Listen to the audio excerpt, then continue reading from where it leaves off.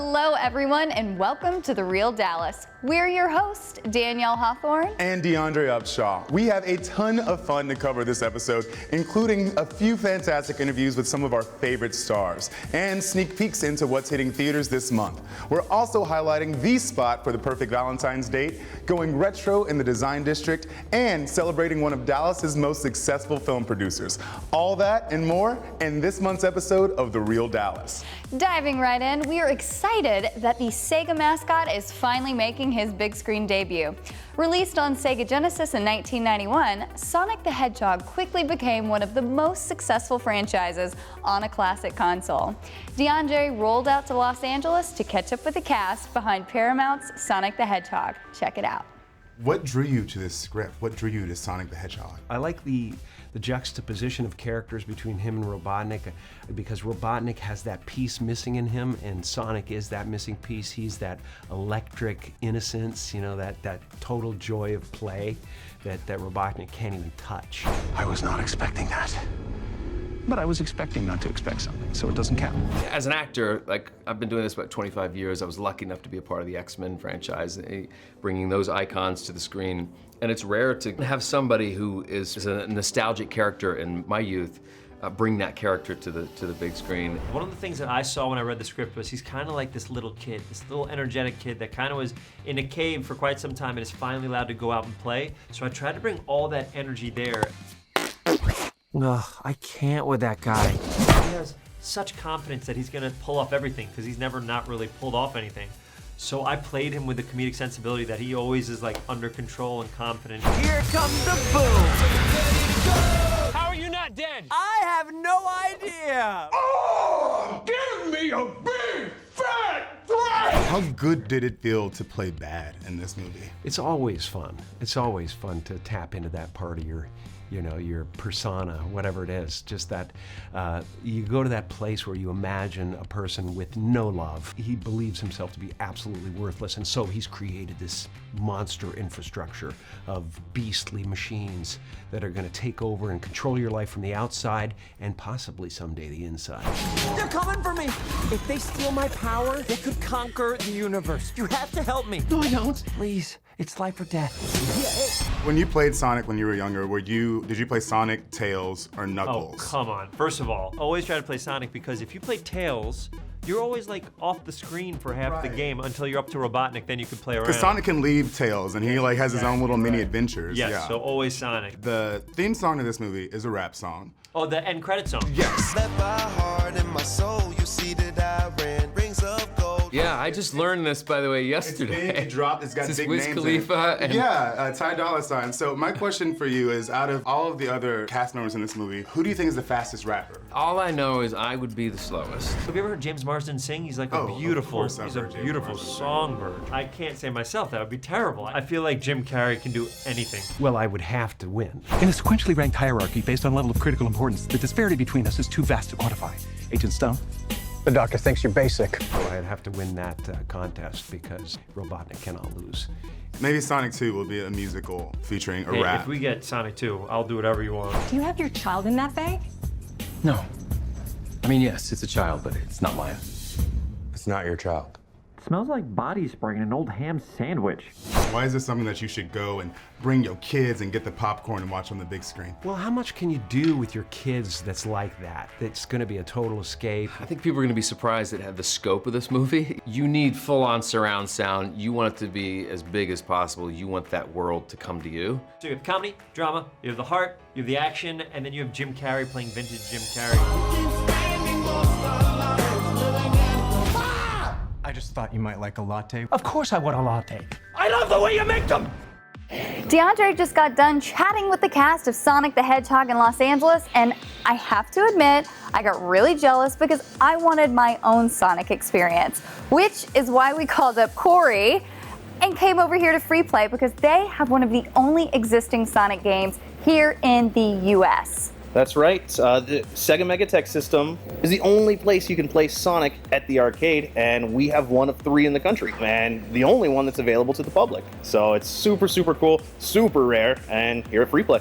Yeah, and from what I heard, that's not the only rare game. This is kind of a normal thing for you. Yeah, we've kind of built our reputation on specializing on bringing games that people didn't think would ever come back. We have here a ready for you to play, set to free play, so you can play as much as you want, as long as you want, once you're in the building. $11 after tax at the door, and you can play as much as you want, no matter how rare or expensive the game happens to be. I see a bar right over there with some really great selections. Sure, so since we opened, we've kind of built our reputation as not only being really good at arcade games, but being really good at craft beer as a beer bar. We've won a number of awards for our beer selection, our kind of just quality of what's available at the bar. It's unexpected that we've had this kind of recognition, but it's been really, really fun learning how to be a really great beer bar. And in addition to that, we have mixed drinks, wine, a ton of ciders, and really, really good food coming out of our kitchen. When we started this, we wanted to make better food than you would normally find in an arcade, and I think so far we've really delivered.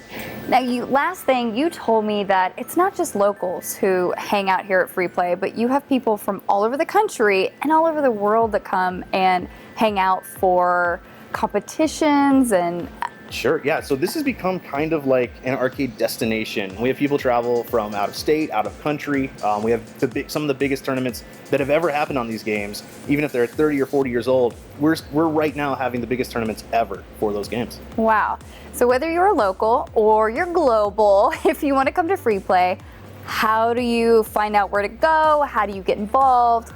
Sure, the best way to start, bestarcadesever.com. Wait, hold on. Your address is bestarcadesever.com. That's right. I mean, that's what we aspire to, and we think we delivered that level of product. So bestarcadesever.com, and you'll find all the information you could ever want. You can find out more about how to get involved with Free Play, how to visit Free Play, and how to be a part of this really cool experience. If you're excited about Sonic the Hedgehog opening in theaters this month, you are really going to love where we're standing right now. I am at the Cidercade here in DFW.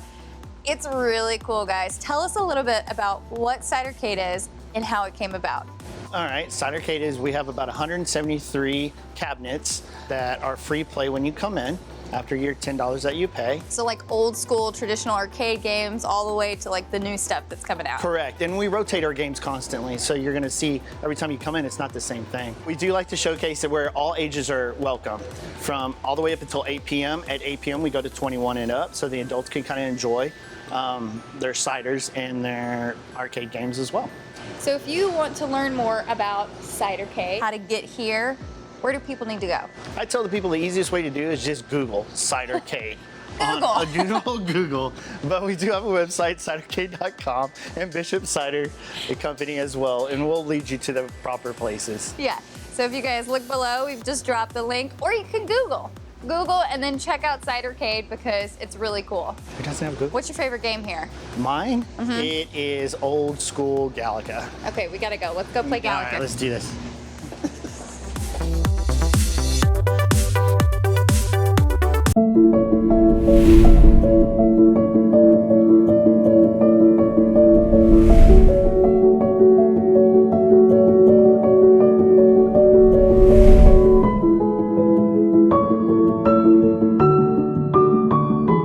Go to dallasfilm.org for your free membership and support local filmmakers, arts education for students, training programs for veterans, and the Dallas International Film Festival. Dallas Film Society. Join now. In the military, putting mission first and team before self is crucial to serving successfully. Many civilian jobs leave veterans feeling isolated. Introducing the Veterans Institute for Film and Media. The VIFM trains vets to work on film and television crews. Basic training for a new beginning. Give online at vifm.us to support their transition.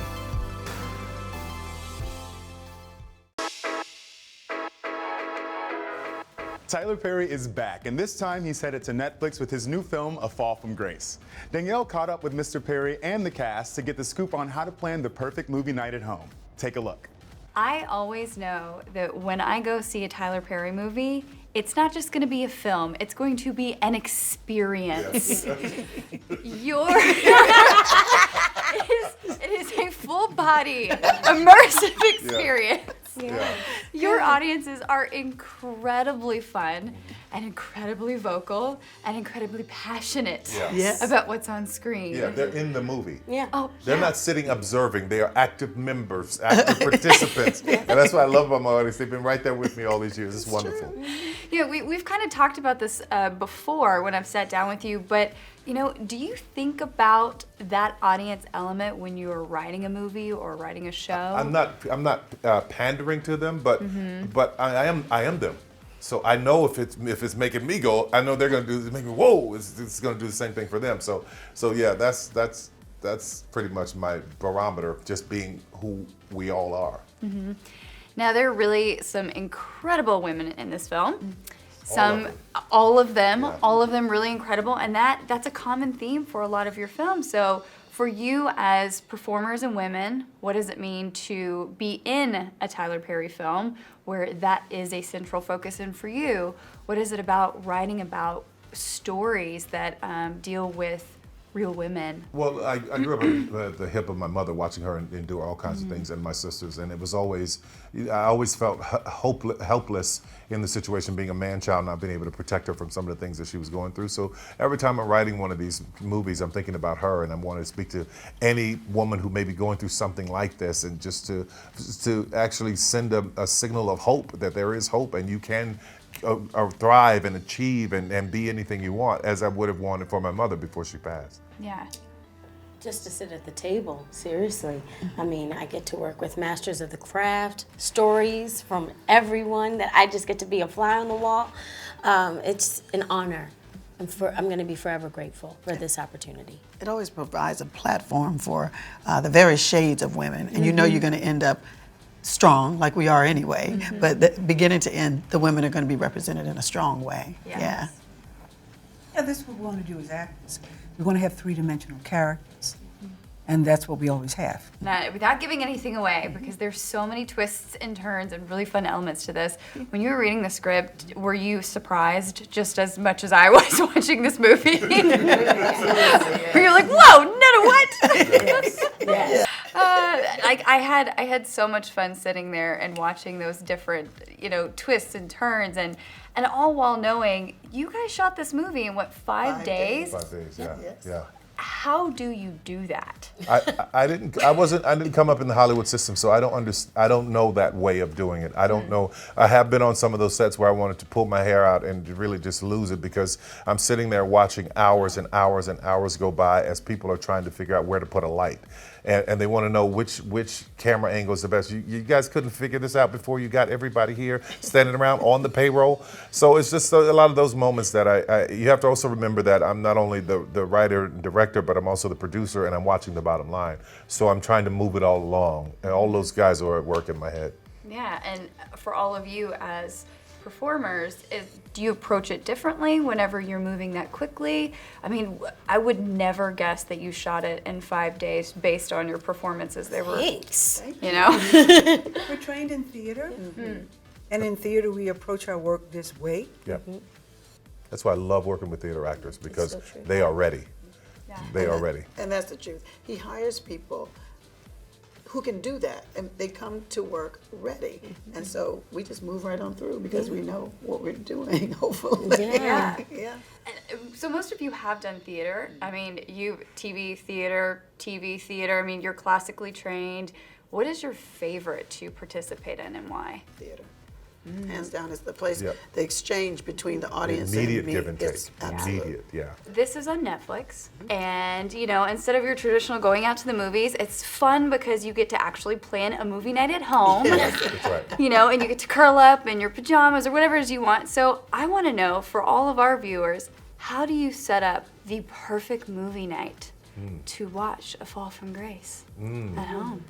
I think you need the right glass of wine, the right amount of popcorn, and the right booth next to you. The right booth next to you. Right booth. I like Gotta it. have the right booth. You need the right booth. You need the right I feel like you need to have some kind of a plastic guard over your television.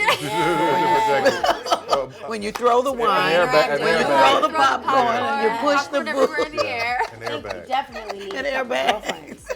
Couple girlfriends that you can chime in with and yell at the screen. Yes. Well, thank you so much. I'm excited for audiences to see it. And like I said, it was really fun watching it with people. Thank you. Lots of loud noises. Yeah. Lots of big gestures. Yes. Thank you very much. Thank you. Today I'm going to talk to you about physics. Come on in, girls.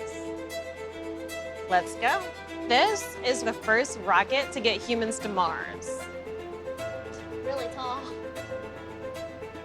I'm a rocket structural engineer, designing and building parts of the rocket. You are the generation that will be stepping foot on Mars. Do I have a group of astronauts on my hands? Yes. You can become a rocket scientist or whatever else you want to be.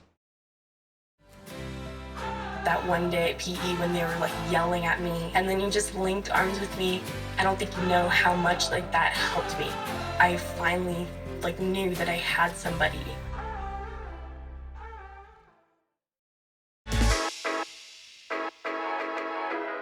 One of this year's most highly anticipated films is finally out in theaters. Here's a look at Birds of Prey.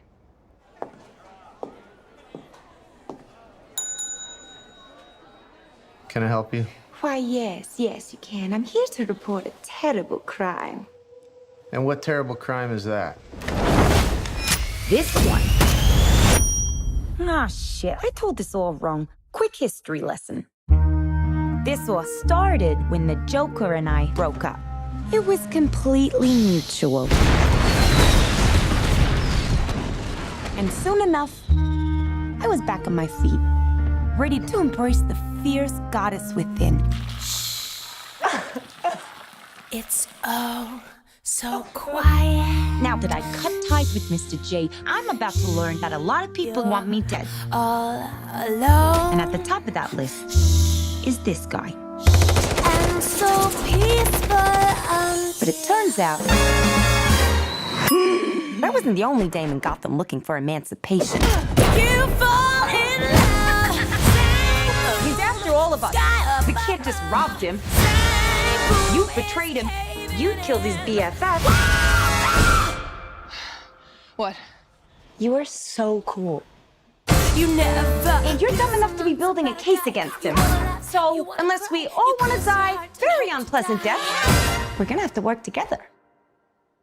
Sure.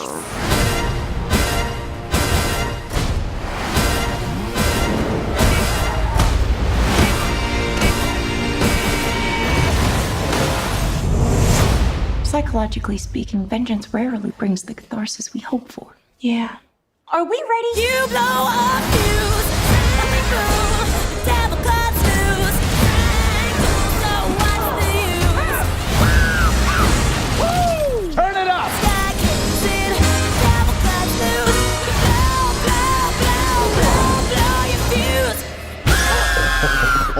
When you fall in love. Oh shit, is that a hyena in a bathtub? I named him Bruce after that hunky Wayne guy. Love is in the air. I'm here at Alamo Drafthouse with Taylor Smith, the creative manager at Alamo. And we all know that Valentine's Day is synonymous with an awesome movie date. Taylor, what does Alamo Drafthouse have for the Valentine's Day moviegoer this year? So we wouldn't be Alamo Drafthouse unless we took it up a notch, right? So in addition to having exciting films all month long, we've got a whole Bad Romance series happening. On Valentine's specifically, I'm super excited that we'll be showing Crazy Rich Asians this year. Yes. Yeah, and this one is going to be a feast. So it's a 4-course meal served to you throughout the film, and all of the items are inspired by the movie. And we've got our own bottles of bubbly that we're popping, we're drinking. But the menu starts with a bottle of bubbles, then a delicious chicken street market satay, which your chefs have created specifically for this film and for this screening. Yeah, not only did they do the chicken satay, we've got the dumplings, which if you've seen the film are a super important part of that, as well as the cutest little mahjong tile-shaped cookies. Delicious. And not only does seeing this film give you good feelings on the inside, but you guys are doing something great with the proceeds of some of the tickets, yes? Yeah, so what we're doing this year is we're offering guests the option of adding a love note to their ticket. So when they come in, they can see their note on the big screen before the film begins. And the best part is that the proceeds are going to benefit several organizations, a couple of which Global Givings of Australia, so they are helping with the wildlife relief efforts, and Unidos as well, which is lending a hand in Puerto Rico right now. So this year you have not only the chance to see an amazing film with an amazing multiple course meal, but you can help out an awesome cause. To get your tickets, visit drafthouse.com, and we've got some bubbly to drink. Yes? Yeah, we do.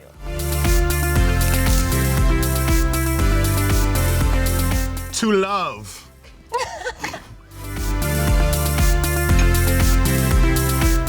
Cheers to all the movie lovers.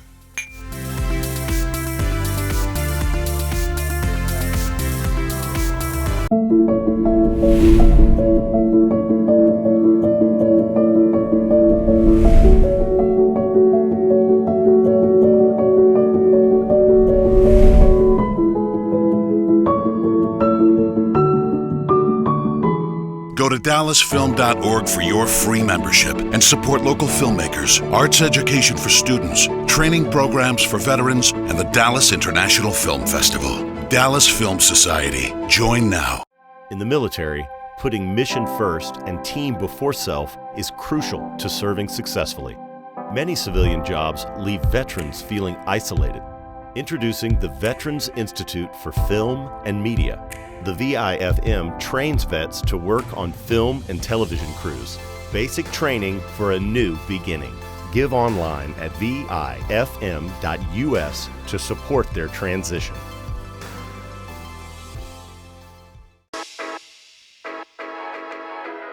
We are here at the Vetted Well at Alamo Draft House in Lake Highlands, and we are going to play rapid fire. Who's going to take home the Oscar tonight? It is my favorite time of the year, Oscar season, the time where we come together and celebrate cinema. Yes, and we have our cocktails ready. We've got our Harley Quinn and our Birds of Prey.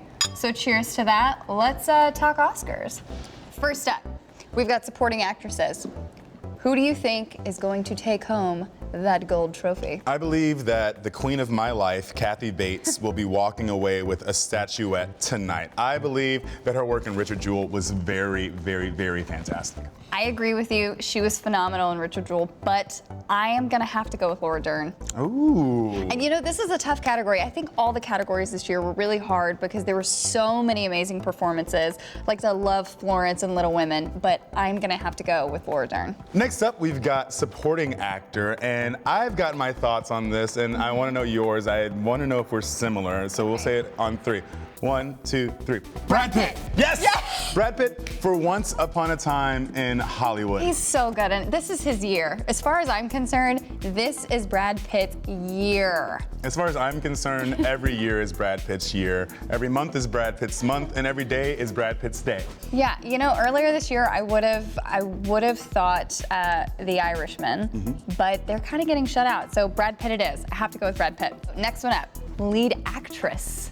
Ooh. Who's gonna be? I believe that our lead actress winner is going to be Renee Zellweger for Judy. I'm so glad you said that because I feel the same way. This is, I mean, we all know Renee Zellweger, we're familiar with her, but this role really, she stepped into the spirit of Judy Garland. I mean, she took additional music lessons, there's prosthetics going on, and she really poured her heart and soul into this role. Okay, so this is a big one. Lead actor. So my thought with lead actor is that the man who will be walking away from this is Joaquin Phoenix for the Joker. Joaquin will be walking away with the Oscar. I have to agree. You know, there was a lot of controversy around his role for Joker, but again, this is one of those roles that you watch it and you can't help but just feel completely immersed into what he's doing. And I think he has to go home with it. For Best Director, my vote is going to go towards Sam Mendes for 1917. I feel like you and I are on the same wavelength here. Yeah, we're totally synced because I have to go with him too. The way he shot 1917 was completely different from anything we've seen. We talk a lot about seeing movies on the big screen, and this is one of those where it's good to see because it's immersive. It's a transformative experience to watch a film one shot, start to finish. And for our last category, the big kahuna, the biggest category, the one that we're all waiting for, is Best Picture. And I want to know, who are you thinking for the Best Picture win? I have to carry through our conversation from Best Director right on into this category because 1917 is going to be it for me. You think that 1917 is going to walk away with the biggest award of the night? I do, yeah.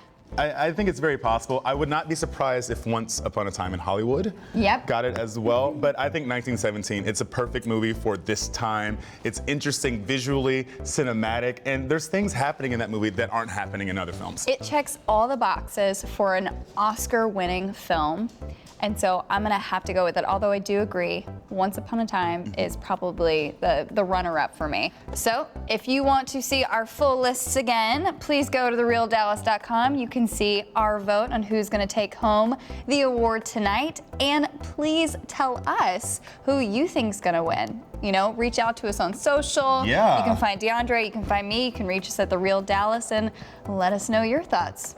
Cheers to the Oscars. Happy Oscars. Hey guys, Danny here. I am at the Spotlight Luncheon for Dallas Film, and we are here today to honor a guy who's done so much to grow our film community right here in Dallas, Texas, Dallas Sonic.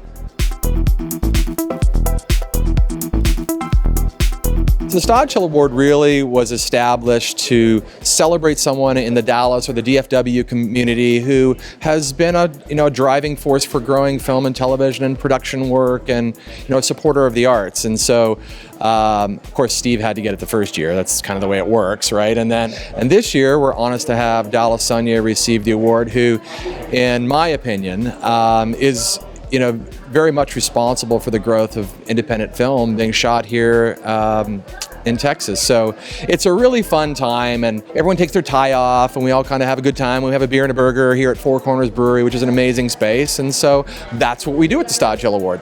The best candidates, really the only candidates that are up for discussion, are the folks that have really made a difference in promoting film in North Texas. And Dallas Sonic couldn't be a better candidate for the award. Sometimes it's said that a person's stature grows by by receiving an award. Other times, the award stature grows by who the recipient is, and that's what happens in the present case with Dallas. He's the top filmmaker in the state. He's a fantastic guy. He's a great businessman, and I couldn't be more excited for him to receive this award. I tried to talk them out of it because I didn't think that I was worthy, but eventually they said, come and do this. It's a great thing for the community, and I was happy to be here. This is such a fun day, and I am honored, not humbled, but honored.